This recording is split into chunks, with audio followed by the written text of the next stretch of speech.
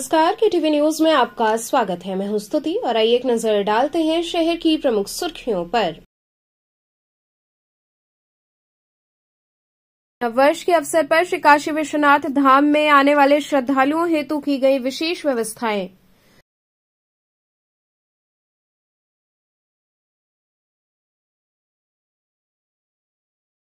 Social media influencer द्वारा हिंदू युवा वाहिनी के महानगर मंत्री को धमकी दिए जाने के संदर्भ में एसीपी भेलूपुर को दिया गया ज्ञापन। वाराणसी नगर निगम को मिलेगी बड़ी सौगात, 100 करोड़ की लागत से बनेगा सदन।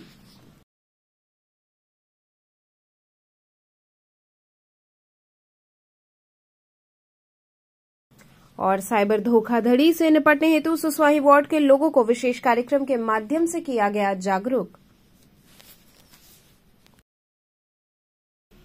और अब खबरें विस्तार से।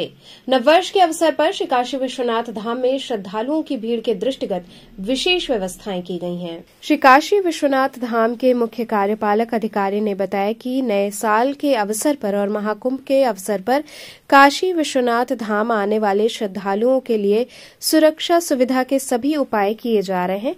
श्री काशी विश्वनाथ धाम में 31 दिसंबर और 1 जनवरी को भारी संख्या में श्रद्धालु दर्शन पूजन करने हेतु आते हैं।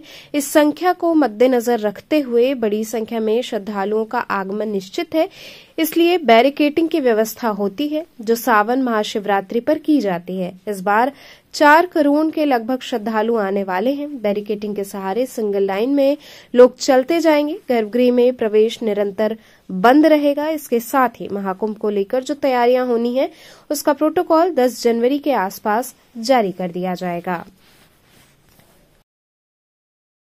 सर, नया साल और महाकुंभ को लेकर क्या तैयारियां मंदिर प्रबंधन की? हर हर महादेव। श्री काशी विश्वनाथ मंदिर न्यास मंदिर धाम में आने वाले, ज्योतिर्लिंग धाम में आने वाले सभी श्रद्धालुओं के लिए सुरक्षा के, सुगमता के और सुविधा के सारे प्रयास एवं सारे उपाय कर रहा है। श्री काशी विश्वनाथ मंदिर में ग्रेगोरियन कैलेंडर के अनुसार जो नया वर्ष है वो 31 दिसंबर 1 जनवरी के मध्य में भारी श्रद्धालुओं की संख्या के साथ पूर्व में मनाया जाता रहा है। तो उसी संख्या के आंकड़े को मद्देनजर रखते हुए इस बार भी बड़ी संख्या में श्रद्धालुओं का आगमन संभावित है। तो एंड टू एंड बैरिकेडिंग की जो व्यवस्था होती है, जो श्रावण मास अथवा महाशिवरात्रि पर की जाती है, वो हमने अभी से लगा दी है। कल भी शनिवार रहेगा, परसों रविवार रहेगा। तो यह मानते हुए कि दिनांक 28 तारीख से भीड़ बढ़ी हुई होगी, शनिवार दिनांक 28 दिसंबर 2024 से निरंतर यह व्यवस्था एक प्लेस में रहेगी। और जब तक भीड़ कम होना नहीं प्रारंभ हो जाएगी, श्रद्धालुओं की संख्या कम होना नहीं प्रारंभ होगी, तब तक निरंतर जो है यह हस्तक्षेप प्रतिबंधित रहेंगे।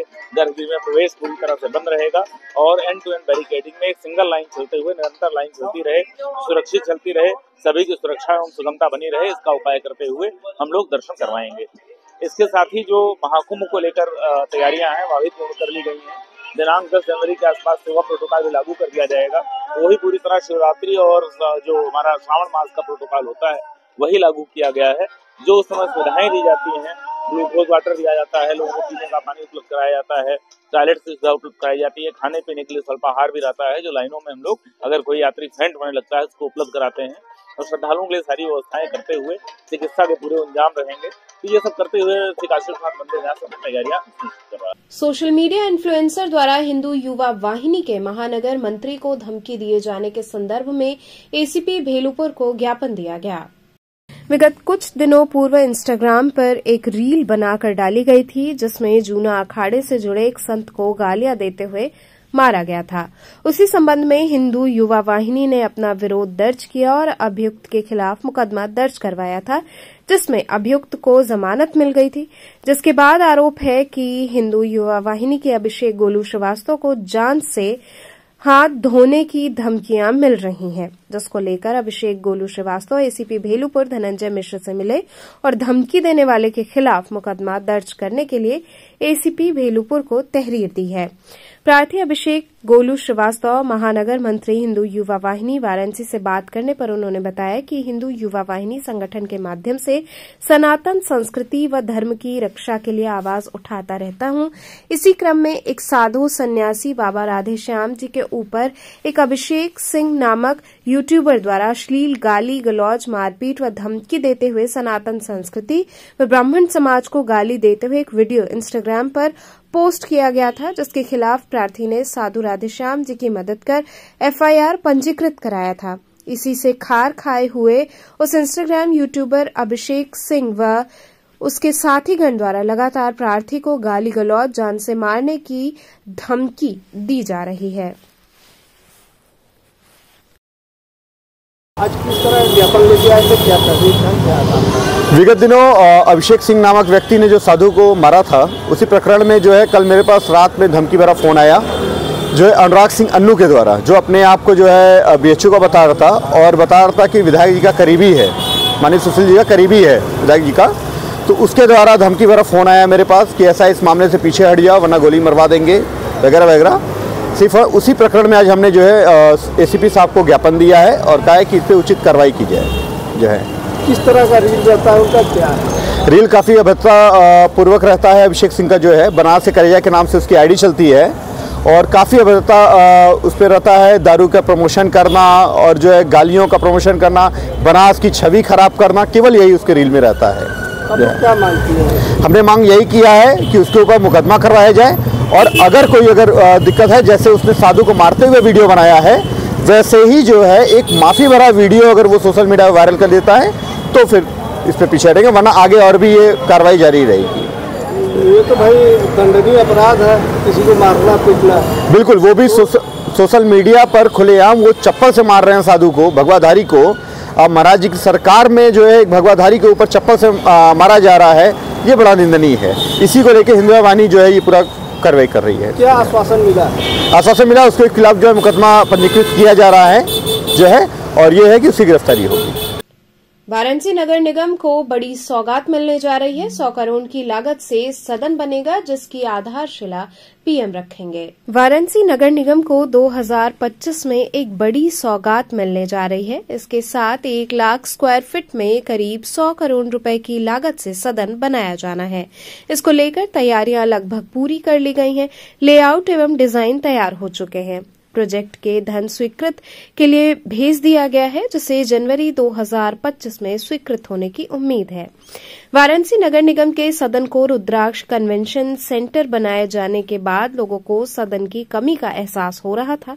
नगर निगम की बैठकें मैदागिन के टाउन हॉल में किया जा रहा है। इसको देखते हुए नगर निगम द्वारा सदन बनाने का प्रस्ताव रखा गया। नगर निगम सदन बनाने के लिए लेआउट बना लिया गया है, जो लगभग 5 मंजिला होगी। इसकी डिजाइन नए स्वरूप में है, जो देखने में अद्भुत नजर आ रहा है। ये निर्माण निगम ने कार्यालय के पश्चिम में पुलिस चौकी, उत्तर पर लाइसेंस विभाग सहित अन्य भवनों को ध्वस्त कर उत्तर व पश्चिम की सड़क तक सदन भवन बनवाने का निर्णय लिया गया है। हाईटेक सदन भवन एक कंट्रोल रूम भी होगा। एक अत्याधुनिक सदन भवन में अंडरग्राउंड पार्किंग, 2 लिफ्ट, चौकी, सभा कक्ष, पार्षदों के बैठने के लिए अलग अलग कक्ष भी बनाए जाएंगे। इसके साथ ही भेलूपुर स्थित जलकल कार्यालय को यहां स्थानांतरित किया जाएगा। इससे लोगों को इसका लाभ मिलेगा।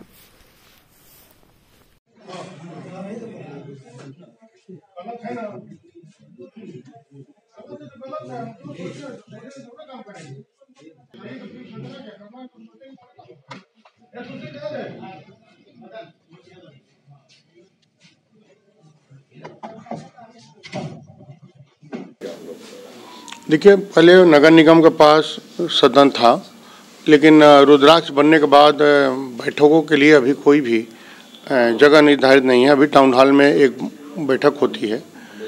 नगर निगम की जो बिल्डिंगें हैं बहुत पुरानी हो गई हैं, उसको नए सिरे से एक बार हम लोग बनाने का प्रयास कर रहे हैं। इसका ड्राइंग भी फाइनल हो गया, सब हो गया। हमें लगता है कि अगले महीना तक इसका पैसा रिलीज हो जाएगा। करीब 100 करोड़ का ये प्रोजेक्ट है। ये पूरे नगर कहाँ बनेगा, ये कितने परिक्षेत्र में होगा?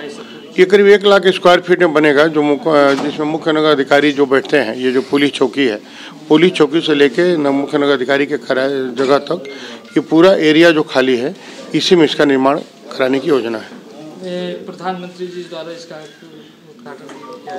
देखिए, तो माननीय प्रधानमंत्री का संसदीय क्षेत्र है, तो हम लोग की हमेशा इच्छा रहती है कि जो भी काशी में काम हो, कोई बड़ा काम हो, बिना माननीय प्रधानमंत्री के कृपा से, बिना उनके चाहने के बाद ही कोई काम हो सकता है। इस सदन में सिर्फ नगर निगम का कार्यालय रहेगा कि इसका नाम? नहीं, नगर निगम में सभी अधिकारी बैठेंगे, और जो जलकल का कार्यालय भेलूपुर में है उसको भी हम लोग यहीं शिफ्ट कर रहे हैं। इसमें नगर निगम का कार्यकारिणी के सदस्य बैठेंगे, हमारे जितने पार्षद हैं उनके लिए बैठने की व्यवस्था किया गया है। हमारे सभी अधिकारी भी इसमें बैठेंगे। इसमें IT का भी क्षेत्र बनाया गया है। कई आज के काशी के परिप्रेक्ष्य में इस कार्यालय का निर्माण कराया जा रहा है। नागरी नाटक मंडली में होली हार्ट्स स्कूल का वार्षिकोत्सव मनाया गया। नन्हे मुन्ने बच्चों ने विविध सांस्कृतिक कार्यक्रम प्रस्तुत किए। नागरी नाटक मंडली में होली हार्ट्स स्कूल का वार्षिकोत्सव हर्षोल्लास के साथ मनाया गया। विद्यालय के चेयरमैन अंजट ठुकराल और निदेशिका निशा ठुकराल ने दीप प्रज्वलित कर कार्यक्रम का शुभारंभ किया। वार्षिकोत्सव समारोह की थीम वंदे भारत रही, जिसमें नन्हे मुन्ने बच्चों को वंदे भारत ट्रेन के विषय में बताया गया कि वो सभी प्रांतों में जाती है, जिससे कि भारत की एकता का पता चलता है। इस दौरान प्री नर्सरी से लेकर कक्षा 8 तक के विद्यार्थियों ने उत्कृष्ट प्रदर्शन कर सभी का मन मोह लिया। नन्हे मुन्ने बच्चों के सांस्कृतिक कार्यक्रमों के दौरान तालियों के साथ सभी ने उनका उत्साहवर्धन किया। कार्यक्रम की मुख्य संयोजक प्राची अस्थाना, अलका गोयल, गायत्री सिंह, कृतिका सोनी, ईशा केशरी, अरशद खान तथा आजाद गुप्ता रहे। कार्यक्रम के दौरान विद्यालय के समस्त कर्मचारीगण, अध्यापकगण व छात्र छात्राएं तथा उनके अभिभावकगण शामिल रहे।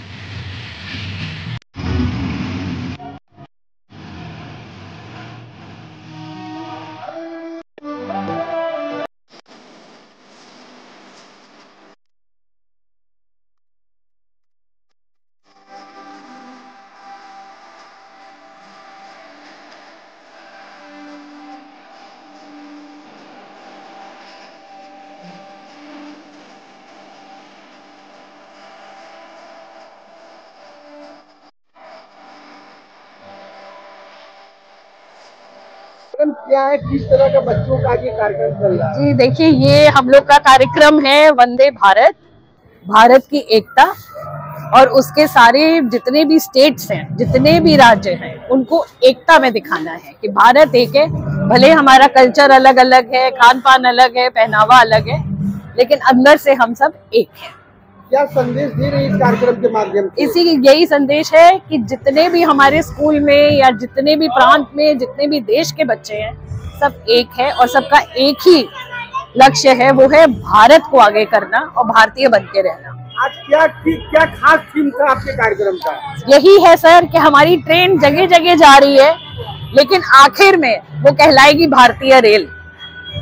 तो यही है संदेश कि भले हम लोग अलग अलग रह रहे हैं, अलग अलग प्रांतों से आ रहे हैं, लेकिन है हमारा दिल और हमारा जितनी भी सभ्यता है वो भारतीय है।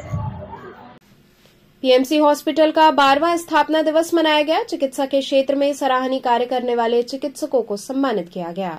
पीएमसी हॉस्पिटल के 12 वर्ष पूर्ण होने पर स्थापना दिवस समारोह का आयोजन किया गया, जिसमें मुख्य अतिथि आयुष मंत्री डॉक्टर दयाशंकर मिश्र रहे। कार्यक्रम की शुरुआत दीप प्रज्वलन तथा पीएमसी अस्पताल के संस्थापक स्वर्गीय मोहनलाल चौरसिया एवं स्वर्गीय प्रेमा देवी चौरसिया के चित्र पर पुष्पांजलि अर्पित कर हुई। कार्यक्रम में विशिष्ट अतिथि के रूप में doctor DN Tiwari, IMA president doctor SP Singh, अस्पताल के संरक्षक और काशी क्षेत्र महामंत्री अशोक चौरसिया, डॉक्टर अजय चौरसिया रहे। इस अवसर पर अस्पताल की निदेशक डॉक्टर श्वेता चौरसिया, अशोक चौरसिया, अस्पताल के निदेशक व प्रख्यात बाल रोग विशेषज्ञ डॉक्टर संजय चौरसिया आदि लोगों ने अपने विचार व्यक्त किए। समाजवादी पार्टी के प्रदेश सचिव व पीएमसी अस्पताल के संरक्षक डॉक्टर अजय चौरसिया ने इस अवसर पर सम्मानित होने वाले चिकित्सकों को अपनी शुभकामनाएं दी तथा पीएमसी हॉस्पिटल की इतनी ऊंचाइयों पर ले जाने के लिए सभी लोगों के सहयोग के लिए उनका धन्यवाद किया। स्थापना दिवस समारोह के अवसर पर पीएमसी हॉस्पिटल की तरफ से वाराणसी तथा पूर्वांचल से आए हुए 51 चिकित्सकों को उनके द्वारा चिकित्सा के क्षेत्र में किए गए अतुलनीय योगदान को देखते हुए हेल्थ केयर एक्सीलेंस और हेल्थ केयर अचीवर्स अवार्ड से मुख्य अतिथि के हाथों सम्मानित किया गया। अगला डॉक्टर अभिषेक पांडे जी, जो कि senior orthopedic surgeon, arthroscopic surgeon, replacement surgeon है। डॉक्टर अभिषेक पांडे जी का आग्रह करता हूँ।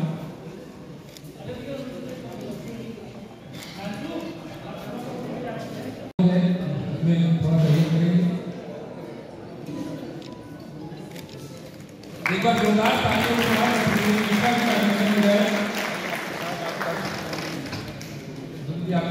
डॉक्टर डीएन तिवारी सर, अगले क्रम में डॉक्टर जंतु शेखर, जो कि बहुत ही अच्छा सहयोग है। अगला नाम है doctor Rakesh Chaurasia, intensive care specialist, और डॉक्टर रश्मि सिंह जी आप और डॉक्टर राकेश आप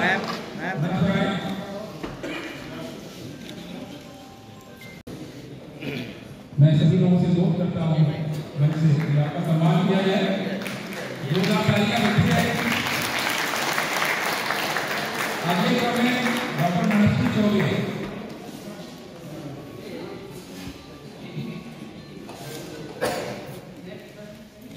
डॉक्टर मनस्वी चौबे, जो कि इस समय एसोसिएट प्रोफेसर है डिपार्टमेंट ऑफ बीएचयू। समाज समागम के इस कार्यक्रम में मंच पर उपस्थित हमारे बहुत ही आदरणीय गुरु जी, जिनके अंडर में मैंने बीएचयू में शिक्षा दीक्षा ग्रहण किया है, जैसे डॉक्टर डीएन तिवारी जी, हमारे आईएमए के नवनिर्वाचित अध्यक्ष जी डॉक्टर संजय चौरसिया जी, भाई अशोक चौरसिया जी, और हमारे अशोक चौरसिया जी,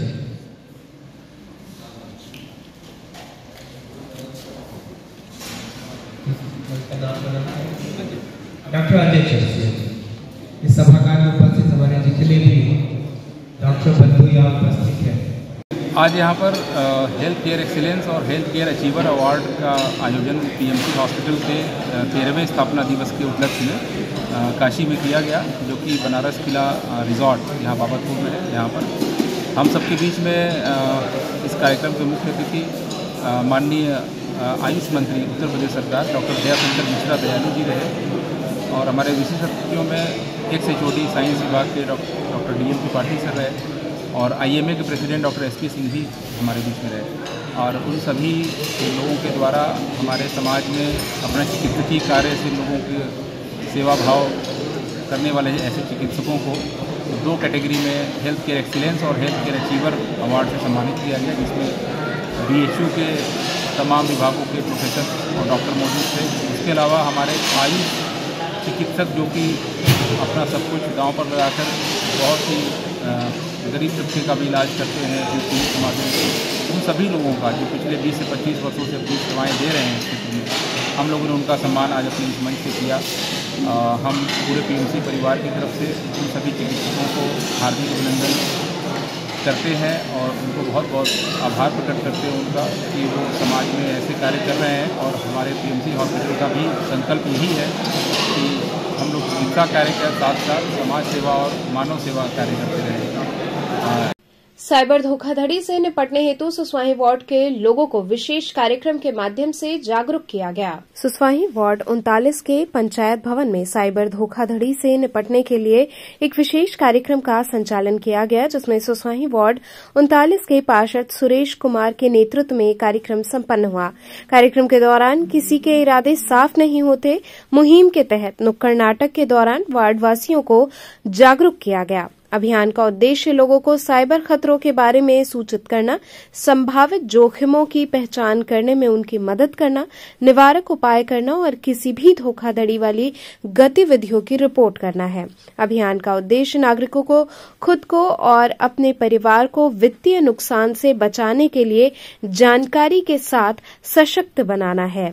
इस अवसर पर चितईपुर थाने के इंचार्ज ने जागरूक करते हुए कहा कि जागरूकता अभियान वाराणसी जिले के विभिन्न स्थानों पर 10 दिनों तक चलेगा, जिसमें नुक्कड़ नाटक, सोशल मीडिया अभियान, वीडियो, बैनर, पोस्टर और अन्य आकर्षक गतिविधियां शामिल की गई हैं।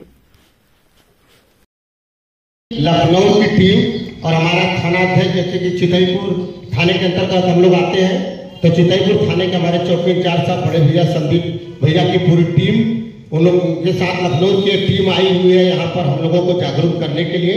जितने भी हमारे बड़े भाई और बड़े बुजुर्ग हैं, जो भी बातें बताई गई आपके द्वारा या नुक्कड़ नाटक के द्वारा जो भी समझाई गई है, हम लोग एक एक बात को अच्छा सा अगर अपनाएंगे तो हम लोग कभी भी ठगी का शिकार नहीं होंगे।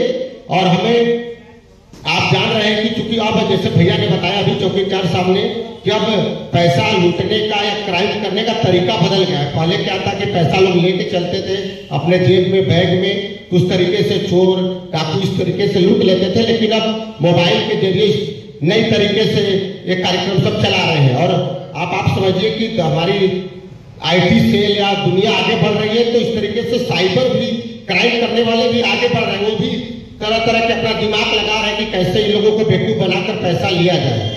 तो जिस तरीके से आप लोग हमारे पंचायत भवन पर संदीप भैया के साथ पूरी टीम के साथ आकर आप लोगों ने यहाँ हम लोगों को जागरूक किया, मैं आशा करता हूँ कि आप सभी लोग इसका अपने जीवन शैली में लाभ पहुंचाएंगे और लोगों को जागरूक करेंगे। जैसे हम लोगों ने जान लिया कि 19-30 पर इसका कंप्लेन होता है, या इस तरीके का जितना चीजों उन्होंने नुक्कड़ नाटक के माध्यम से बताया कि अगर इस तरीके का चीज अगर कहीं आए तो आप लोग तुरंत 19-30 पर अपने नजदीकी थाने पर, जैसे हम लोग चितईपुर थाने में आ रहे हैं, सुसवाई में अगर ऐसी घटना होती है तो अपने चौकी इंचार्ज साहब अपने जो है कि थाना अध्यक्ष साहब से या जो भी अपने फैक्टम है उनको बताएंगे।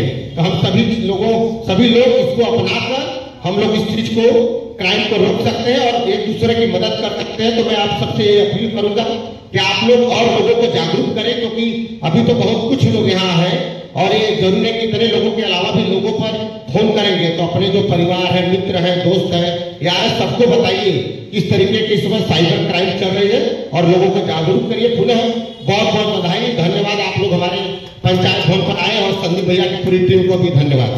समय देने के लिए आप सब लोग आभार। देखिए, पहले हम सभी लोग पॉकेट में पैसा लेके घूमते थे, तो लुटेरे किराए चौराहे जो हमको ढूंढते थे।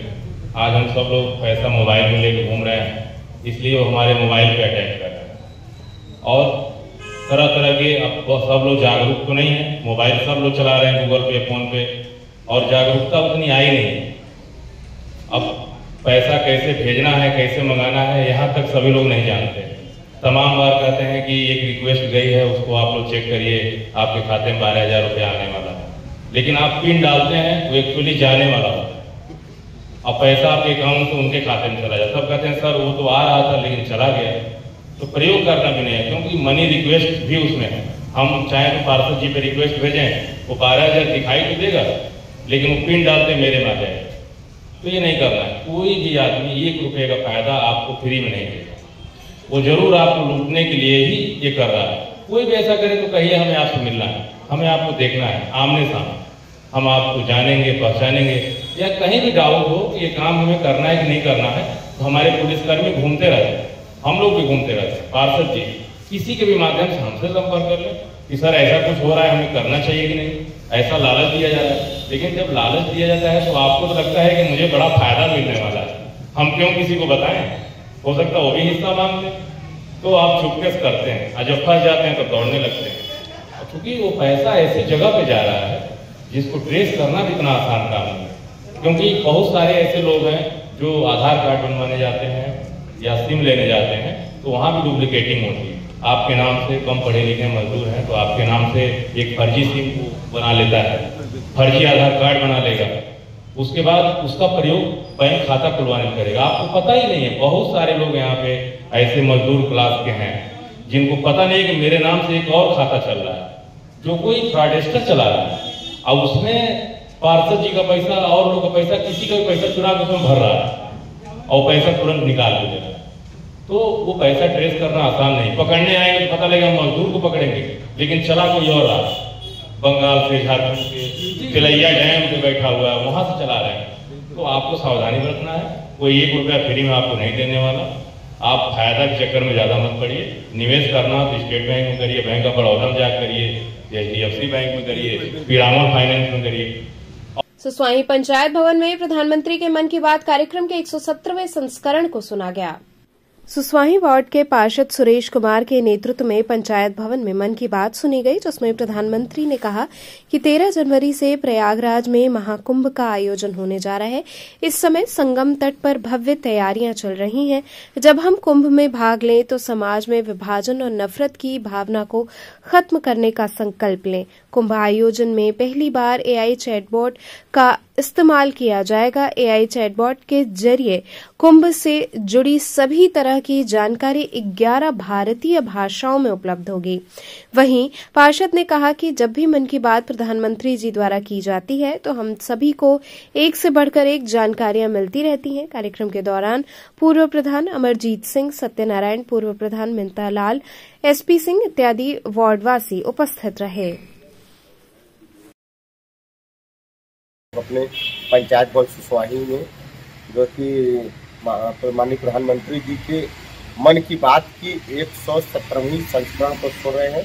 जैसा कि आप सभी लोग जानते हैं कि 4 अक्टूबर 2014 को जब माननीय प्रधानमंत्री जी देश के प्रधानमंत्री चुने गए थे, उसी के बाद से लगातार मन की बात का कार्यक्रम जो है कि महीने के आखिरी सप्ताह रविवार को यह कार्यक्रम चलता रहता है और तमाम प्रकार की बातें माननीय प्रधानमंत्री जी खोज के देश के छोटे छोटे बातों को हम लोगों के बीच में रखते हैं। जैसा कि आज उन्होंने महाकुंभ की बात की और उन्होंने नारा दिया कि महाकुंभ का यही नारा है कि एक हो देश हमारा, और जो हम लोगों का महाकुंभ लगने जा रहा है। और ये महाकुंभ 12 साल बाद जो इस बार का जो महाकुंभ है वो समझिए कि एक अपने आप में कम से कम 50 करोड़ लोग वहाँ पर आएंगे स्नान करने। इस तरीके की व्यवस्था वहाँ की गई। हमारे माननीय मुख्यमंत्री जी हर दूसरे दिन वहाँ पहुँच रहे हैं, दूसरे तीसरे दिन।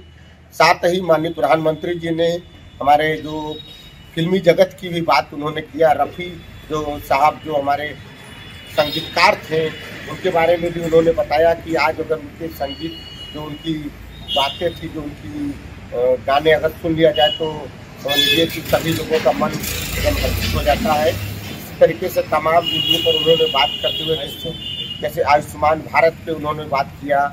साथ में जो है कि आप देखिए खेल के विभिन्न प्रकार के विधाओं पर उन्होंने लगातार चर्चा करते रहते हैं। साथ ही अभी हम लोग देख रहे थे जैसे कि उन्होंने मलेरिया पे बात किया कि मलेरिया की जो बीमारी लगातार, जबकि उन्होंने बताया कि WHO ने भी बताया है कि मलेरिया पर हम लोग भारत में लगभग विजय प्राप्त कर लिया है। साथ ही उन्होंने किसानों पर भी चर्चा की, टमाटर की खेती उन्होंने बात किया, जो कि लगभग एक छोटे से गांव जो उड़ीसा के कालाहांडी, एक छोटे से गांव की चर्चा की है जिस गांव में ऊसर बंजर खेत थे, लेकिन आज वहां लगभग 200 किसान मिलकर 1.5 करोड़ प्रति वर्ष का उन लोगों का टर्नओवर हो गया। किसान जो है टमाटर की और जो है कि आलू प्याज की भी ट्रेनिंग ले रहे हैं। तो इस प्रकार के आयुर्वेद से संबंधित छोटी छोटी बात जो कि हम लोग नहीं भी जानते हैं, माननीय प्रधानमंत्री की सोच देखिए कि वो हम लोगों के बीच में लगातार रखते रहते हैं। और इस प्रकार का एक कार्यक्रम मन की बात हम सभी लोग अपने मंडल अध्यक्ष मजबूत अध्यक्ष धर्मेंद्र जी हैं, पंकज जी हैं, मीडिया प्रभारी हैं और सारे हमारे केसरी जी हैं, इधर यमलाल जी हैं, चाचा जी प्रोफेसर साहब हैं, शंभू भैया हैं, पूरी अपनी टीम के साथ हम लोग मन की बात यहाँ सुन रहे हैं और लगातार इस कार्यक्रम को आगे माननीय प्रधानमंत्री जी के नेतृत्व में हम लोग सुनते रहेंगे और मन की बात को हम लोग आगे बढ़ाते रहेंगे और लोगों से यही कहेंगे कि आप लोग भी मन की बात में ज़्यादा से ज़्यादा लोग जुड़िए और सीखिए, क्योंकि हम जो चीज़ किताबों में नहीं पढ़ते वो माननीय प्रधानमंत्री जी खोज कर विश्व से लेके पूरे देश से लेके हर चीज़ों को हम लोगों के बीच में रखते हैं। और मन की बात के लिए माननीय प्रधानमंत्री जी को का मैं बाबा विश्वनाथ से ये प्रार्थना करूंगा कि उसको इसी तरह स्वस्थ रखें और देश का वो नेतृत्व करते रहें और हम लोगों का मार्गदर्शन करते रहें। जय हिंद, जय भारत, जय भाजपा। तो चलते चलते पुनः एक नजर डालते हैं शहर की प्रमुख सुर्खियों पर। नववर्ष के अवसर पर श्री काशी विश्वनाथ धाम में आने वाले श्रद्धालुओं हेतु की गई विशेष व्यवस्थाएं।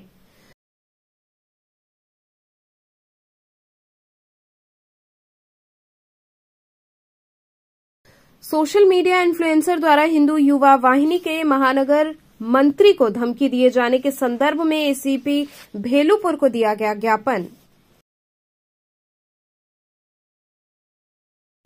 वाराणसी नगर निगम को मिलेगी बड़ी सौगात, 100 करोड़ की लागत से बनेगा सदन।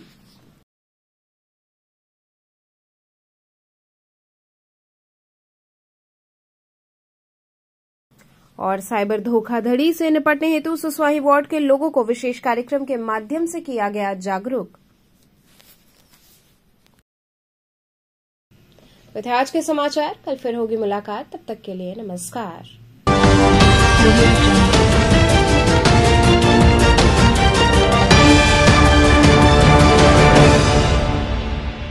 खबरों से जुड़े रहने के लिए हमारे चैनल KTV वाराणसी को सब्सक्राइब करें और लेटेस्ट अपडेट्स के लिए बेल आइकन को प्रेस करें।